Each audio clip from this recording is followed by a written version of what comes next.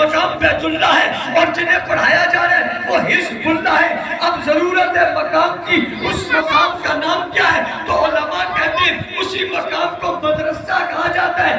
آپ آج اس مدرسے کو دیکھ رہے ہیں، یہ مدرسہ یہاں کا نہیں ہے، اس مدرسے کی ایک نسبت ہے اور اس مدرسے کا ایک تعلق ہے اور اس مدرسے کا ایک واسطہ ہے اور اس مدرسے کی ایک نسبت ہے۔ یہ بنا ہوا یہاں حویلیہ میں ہے لیکن اس کی نسبت جناب مسجد نبوی میں صفحہ کے چبوترے کے ساتھ ہے۔ بنی ہوئی یہاں پر مسجد ہے مگر اس مسجد کی نسبت بیت اللہ کے ساتھ ہے۔ یہ نسبتیں یہاں سے اٹھ کر وہاں جا رہی ہیں۔ ہمارے پاس نئی چیز کوئی نہیں ہے، ہمارے پاس وہی ہے جو ہمیں کتاب اللہ نے دیا یا ہمیں رسول اللہ نے دیا۔ پھر کتاب اللہ اور رسول اللہ کا دیا ہوا ان شاگردوں نے لیا جو مدرسہ میں پڑھتے تھے اور مدرسہ میں پڑھ کر انہوں نے وہاں سے سیکھا اور پوری دنیا میں پھیلایا۔ ساری دنیا کے معاشرتی ضرورت کو اس مدرسے نے پورا کیا۔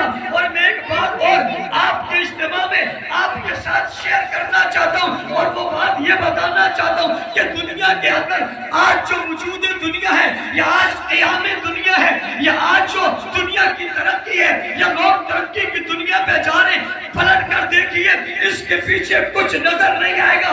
اس کے پیچھے ایک ہی چیز نظر آتی ہے، وہ کتاب اللہ ہے، وہ رسول اللہ ہے یا وہ مدرسہ ہے یا اس مدرسے کے پڑھنے والے شاگرد ہیں۔ رب ذوالجلال کی قسم اگر قرآن موجود نہ ہوتا، پڑھانے والے حضور نہ ہوتے، پڑھنے والا وہ طبقہ نہ ہوتا، خدا کی قسم دنیا ترقی نہ کرتی۔ رسول خدا نے فرمایا جب دنیا میں اللہ اللہ کہنے والا کوئی باقی نہیں رہے گا، پھر آسمان نہیں رہے گا، پھر زمین نہیں رہے گی، پھر سورج نہیں رہے گا، پھر چاند نہیں رہے گا، پھر ستارے نہیں رہیں گے۔ جناب اس کائنات کو لپیٹ دیا جائے گا، سمیٹ دیا جائے گا، ختم کر دیا جائے گا، کچھ بھی نہیں ہوگا۔ جب تک کلام اللہ موجود ہے یہ ہوتا رہے گا اور جب تک مدرسہ موجود ہے کلام اللہ باقی رہے گا۔ پتہ چلا معاشرے کی ضرورت میں سب سے بڑا کردار کسی کا ہے تو وہ مدرسہ ہے۔